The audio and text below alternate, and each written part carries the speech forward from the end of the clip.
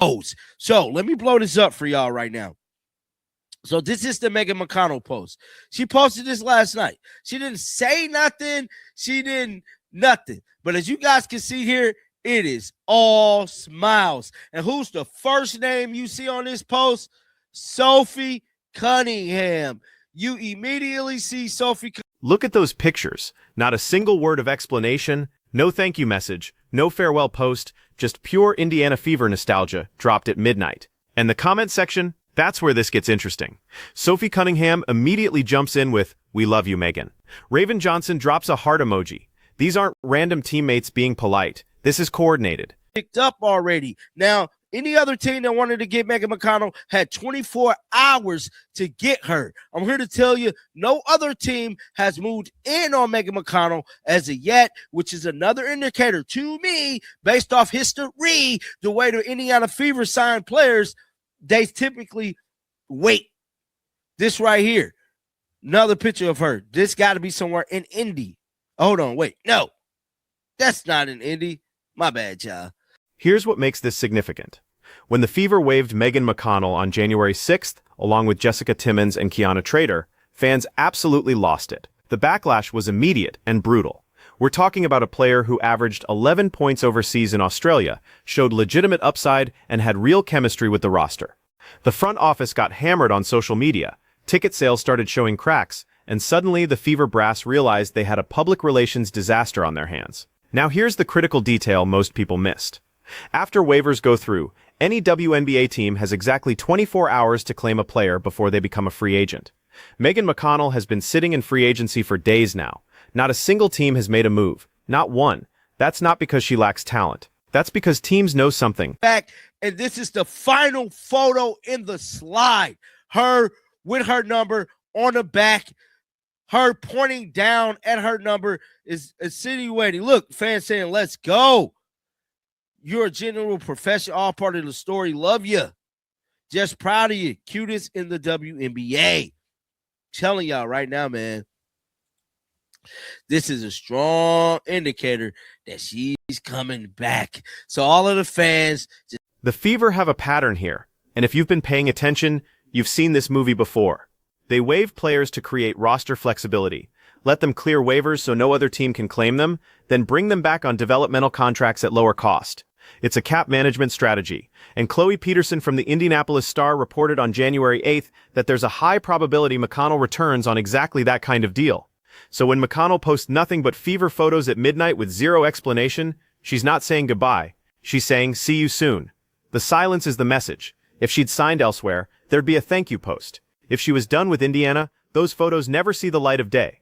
This is a player who knows she's coming back and is letting the fan base know without violating any league tampering rules. That is Megan McConnell, man. If you guys don't know, Megan McConnell was one of the 3 women that was let go by the Indiana Fever when they did these first set of waivers. Now, with that being said, a lot of fans was really, really mad about this Megan McConnell situation. Immediately when this situation happened, your boy Johnny Liquidator hopped on live because I had to talk to the people. We had to get some type of understanding with this Megan McConnell situation. Now, the Indiana Fever has done things since cutting play. But here's where this connects to a much bigger problem in Indiana.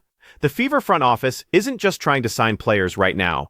They're desperately trying to win back a fan base that's actively revolting. Ticket sales for the 2025 season are down compared to this point last year. Fans made a promise at the end of last season, if you don't fix this mess, we're speaking with our wallets, and they're following through. The McConnell situation became a symbol of everything fans hate about how this organization operates.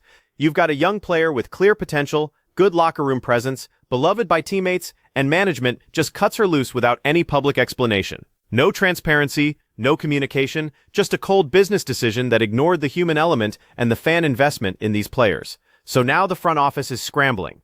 They're watching Stephanie White do media appearances trying to explain roster decisions. They're seeing the negative sentiment pile up in every comment section. They're tracking those ticket numbers dropping, and they realize they need a win. Bringing back McConnell on a developmental deal gives them exactly that. It's a way to tell fans, we heard you, we're listening. We care about the players you care about. Talk about is Caitlin playing off the ball. She sounds a little bit fed up already. This is what caught her eye this week. your off-ball usage that happens? Yeah, your guys' two favorite questions: what I wear to practice and me playing off-ball basketball. I don't want to ask Go ahead. about. All right, so Steph, this is a basketball play. Why do you think so many people are, as you said, freaking out about this? Well, I think fans are fans for a reason, right? Like they want to see their favorite players in a way that they've always seen them. I think that certainly when you understand basketball and you talk about basketball, it's at every level it requires a different version of the player, and at every level, every player is better. And I just think that the way that Caitlin gets played, it's unique. I mean, it's 94 feet. Now we need to talk about what Stephanie White said this week because it connects directly to why fans are so skeptical of this front office right now. White went on record frustrated that people keep asking about Caitlin Clark playing off the ball. She said fans want to see their favorite players the way they've always seen them, but at every level basketball requires a different version of the player. Here's the problem with that answer. It's dismissive. It ignores the actual concern fans have, which isn't about basketball philosophy. It's about pattern recognition. Last season, whenever Clark played extended minutes off the ball, her efficiency dropped, she looked uncomfortable, and the offense stagnated. The numbers back this up. Clark's assist rate dropped 22% in games where she handled the ball less than 70% of possessions. Her turnover rate actually increased because she was making reads in catch-and-shoot situations instead of controlling pace in transition. Fans aren't basketball idiots. They watched this happen in real time last season. They watched Christy Sides experiment with off-ball sets for Clark and watched those experiments fail repeatedly. So when Stephanie White casually mentions playing Clark off the ball more in 2025, fans hear we're about to repeat the same mistakes that cost us games last year. It's all the time, and for us to be able to free her up a little bit, we play her off the ball. I mean, you see it in the NBA all the time. Now, does that mean that she's not going to have the ball? Oh my God, bro. Not again, bro. Not again, Stephanie. You finna ruin Caitlin Clark again. Bruh, I want to say this for another video. I ain't lying, bruh.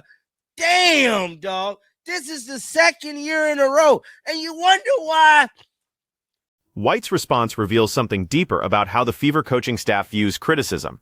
She's treating legitimate tactical concerns as if they're just emotional fans who don't understand basketball complexity. But the fans asking these questions aren't saying Clark should have the ball 100% of the time. They're asking why the coaching staff wants to reduce her on-ball reps when that's objectively where she's most effective. The comparison to NBA players is particularly telling. White mentions that NBA stars play off the ball all the time, which is true. Steph Curry runs off screens. Damian Lillard plays catch-and-shoot possessions. But here's what she's not mentioning. Those players do that because they have another elite ball handler on the floor who can create equivalent advantages. The Warriors have Draymond Green running actions. The Bucks have Giannis Antetokounmpo collapsing defenses. Who on the Indiana Fever roster is creating those kinds of advantages when Clark plays off the ball? Kelsey Mitchell is an excellent scorer, but she's not a primary playmaker. Lexi Hull is a 3-and-D wing. Aaliyah Boston is dominant in the post, but she's not initiating offense from the perimeter. So when Clark moves off the ball, the Fever don't have anyone who can replicate even 60% of her playmaking impact. That's not a philosophical disagreement. That's just roster reality. I'm sorry, could you do stupid shit like this? Well, everybody want to see their favorite player with the ball, but they guard her 90. They've been guarding her 95 fucking feet away. This ain't nothing new. Damn. And guess what? When you took off the ball last year, Caitlin Clark played the worst she ever played. She played and she got hurt. She played the worst she ever played, plus got hurt. Make it make sense.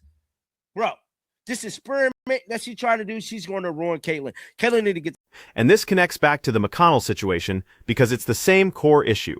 The front office and coaching staff make decisions that look good on paper or fit their preferred system, but they're not accounting for the actual humans involved and how those humans perform in specific contexts. McConnell wasn't just a roster spot. She was a player with real relationships and real value to team chemistry. Clark isn't just a point guard. She's a generational playmaker whose skills are maximized in specific roles. The Fever keep treating these situations like abstract puzzles to solve, rather than understanding the nuance of what actually works. And fans are exhausted by it. They've watched this organization mismanage talent for years. They watched Tamika Catchings carry mediocre rosters. They watched promising young players get buried on the bench or used incorrectly. They watched coaching changes fail to address systemic problems. So when Stephanie White gets annoyed that fans keep asking about Clark playing off the ball, what fans hear is stop questioning our expertise. But the Fever haven't earned that trust yet. They haven't proven they understand how to maximize their best player. They haven't shown they can build a coherent offensive system. They went 20-20 last season with the Rookie of the Year and the league's most explosive offense, but they couldn't get out of the first round of the playoffs because their system broke down under pressure. Don't renegotiate no contract with their ass. Don't do none of that, CC. Get the hell out of Dodge. It's what I'm trying to tell you. They trying to ruin you, girl. They trying to just destroy your brand, your likeness, your fan base, your everything. Wonder why fans be going off? Because the shit they do. This is what they do. Caitlin, we want the best for you. We want to see you prevail. Just not in a Fever uniform if they're going to be doing shit like this, man. Get down in the comment section. I got another video coming more on this topic. Keep them bells on. Until next time, man. Shake the damn haters off, dog. My. Let's dig into the actual numbers from last season because this isn't just about feelings or fan emotions. This is about measurable performance data that the coaching staff should be obsessing over. In games where Caitlin Clark's usage rate was above 28%, the Fever were 14-6. In games where her usage dropped below 24%, they were 6-14. That's a staggering difference. That's not correlation. That's causation. When Clark had the ball in her hands running pick and roll or pushing in transition, the Fever's offensive rating was 112.3 points per 100 possessions. That would have ranked second in the entire league if sustained over a full season. When she played off the ball for extended stretches, that rating dropped to 103.7. That's a 9-point swing. In the modern WNBA, 9 points per 100 possessions is the difference between a championship contender and a lottery team. The film backs this up too. Watch the playoff games against Connecticut. In the fourth quarter of Game 1, the Fever ran a stretch where Clark played off the ball for 6 consecutive possessions. They scored 4 points in those possessions. 4. Then they went back to Clark in ball screens, and she immediately generated 2 assists and a 3-pointer in the next 3 possessions. The adjustment was obvious, but it took too long to make. That it's a high chance that Megan McConnell could be coming back to a developmental contract. So this is the news that came out the other day on the 6th, right? 2 days ago. Now, you guys can see here, there's Megan McConnell, Jessica Timmis, and Kiana Traylor. Now, Kiana Traylor, I don't think there's no way she's coming back, bro. I think it just might be over with for her. But immediately get down in the comment section, man. You guys gonna see Megan will be the fan choice to bring back on a developmental squad. I would agree. Now here's what should terrify Fever fans about Stephanie White's comments. She's not just suggesting they'll use off-ball actions occasionally as a change of pace. She's talking about it like it's a foundational principle of her offensive system. She mentioned it in multiple interviews. She brought it up unprompted in a practice availability. This isn't a minor tactical wrinkle. This is a core philosophy, and the justification she's giving doesn't hold up under scrutiny. She says teams are defending Clark 94 feet, which is true, but playing her off the ball doesn't solve that problem. It just moves the problem to a different player. If Clark is running off screens, defenses will still pressure her. They'll just switch the screen and recover. Meanwhile, whoever has the ball now has to make the read, and they're not Caitlin Clark. They don't see the floor the same way. They don't have the same passing windows. The smarter solution is to use Clark's gravity as the ball handler to create advantages for others. When she has the ball at the top of the key and 2 defenders are pressuring her 30 feet from the basket, that means someone else is open. That's when you run split actions, use back screens for cutters, or hit the roller diving to the rim. You don't solve defensive pressure by taking the ball out of your best player's hands. You solve it by using that pressure against the defense. But here's the thing that really exposes the disconnect between the Fever organization and their fan base. This isn't new information. Fans have been screaming this for months. Analysts have broken it down on podcasts and in articles. The data is publicly available on Synergy Sports and in WNBA Advanced Stats. Everyone outside the organization can see this clearly. So why is the coaching staff still talking about playing Clark off the ball like it's some innovative strategy? There are 2 possible explanations, and neither one is good. Option 1. They see the same data everyone else sees, but they think they're smarter than the numbers. They believe their system is so sophisticated that it'll overcome the obvious efficiency drop. That's arrogance. Option 2. They're not actually looking at the granular data. They're making decisions based on general basketball principles without diving into the specific context of how this roster performs. That's negligence. Either way, it's a massive red flag. The best organizations in professional sports are obsessive about data. They track everything. They know exactly which lineups work, which actions generate the best looks, which matchups to hunt. The Fever are acting like they're still operating in 2010 when you could just trust your gut and hope for the best. And this matters beyond just X's and O's, because it affects everything. It affects player development. If you're using Clark incorrectly, she's not improving in the areas where she needs to grow. It affects roster construction. If you're building around a flawed offensive concept, you're going to sign the wrong complementary pieces. It affects team morale. Players know when the system isn't working. They can feel it on the court. They see the results. The McConnell situation is a microcosm of all of this. The front office made a decision that looked defensible on a spreadsheet. They needed roster flexibility. They wanted to explore other options. McConnell was the lowest paid player in the waived group. From a pure asset management perspective, you can understand the logic, but they completely missed the human element and the public relations impact. McConnell wasn't just a minimum contract player. She was a fan favorite who'd earned that status through hustle, personality, and visible improvement. She represented hope.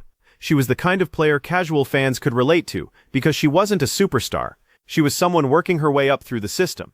When the Fever cut her without any public explanation or acknowledgement of what she meant to the team, it sent a message to fans: we don't care what you think. We're going to make cold business decisions, and you're just going to have to accept them. That's fine if you're a consistently winning organization with credibility built up. The San Antonio Spurs can make those moves because they've earned decades of trust. The Indiana Fever have earned nothing. They've been mediocre for years. They don't get the benefit of the doubt, so now they're scrambling to fix it. The cryptic Instagram post from McConnell isn't random. It's coordinated damage control. The front office probably told her agent, "We're bringing her back. She can start teasing it to the fans." They want to rebuild goodwill before the season starts. They want fans to think, "See, they listen to us, they're bringing back our favorite player." But here's what makes this particularly cynical. If the plan all along was to bring McConnell back on a developmental contract, why not just say that from the beginning? Why put fans through the emotional roller coaster of thinking she was gone? Why create all that negative press and bad sentiment? The answer is, they didn't plan it. They legitimately were moving on from McConnell until the backlash got so severe that they had to pivot. The ticket sales data probably scared them. The social media metrics probably looked terrible. Some executive probably pulled the coaching staff into a meeting and said, "We have a problem. We need to fix this." That's not leadership. That's reactive crisis management. And it's the same pattern we've seen from this organization over and over. They make a decision, it blows up in their face, they scramble to fix it, and then they act like they were in control the whole time. Fans aren't stupid. They can see through this. The really frustrating part is that there's a version of this situation where everyone wins. If the Fever had come out on January 6th and said, "We're waiving Megan McConnell to create roster flexibility, but we fully intend to bring her back on a developmental contract once she clears waivers," that would have been fine. Fans would have understood. They would have appreciated the transparency. Instead, the organization said nothing. Let speculation run wild. And now they're trying to spin bringing her back as some kind of magnanimous gesture. And this connects to a broader problem in the WNBA right now around how organizations communicate with fans. The league is growing faster than it ever has before. You've got millions of new fans who came in because of Caitlin Clark, Angel Reese, Cameron Brink, and the 2024 rookie class. These fans are engaged. They're buying tickets. They're watching games. They're active on social media, but they're also demanding. They expect transparency. They expect organizations to treat players well. They expect smart decision-making. And when they don't see those things, they revolt. They're not going to quietly accept mediocrity the way older generations of fans might have. The Indiana Fever are learning this lesson the hard way. They thought they could operate the same way they always have, making decisions behind closed doors and expecting fans to just trust the process. But the new WNBA fan base doesn't work that way. They want to understand the reasoning. They want to see the plan. They want to feel like the organization respects their investment. That's why the Stephanie White comments about Clark playing off the ball landed so poorly. It wasn't just that fans disagreed with the strategy. It was the dismissive tone. The implication that fans don't understand basketball well enough to have valid concerns. That's insulting to a fan base that spent months analyzing film, debating lineup combinations, and trying to understand what went wrong in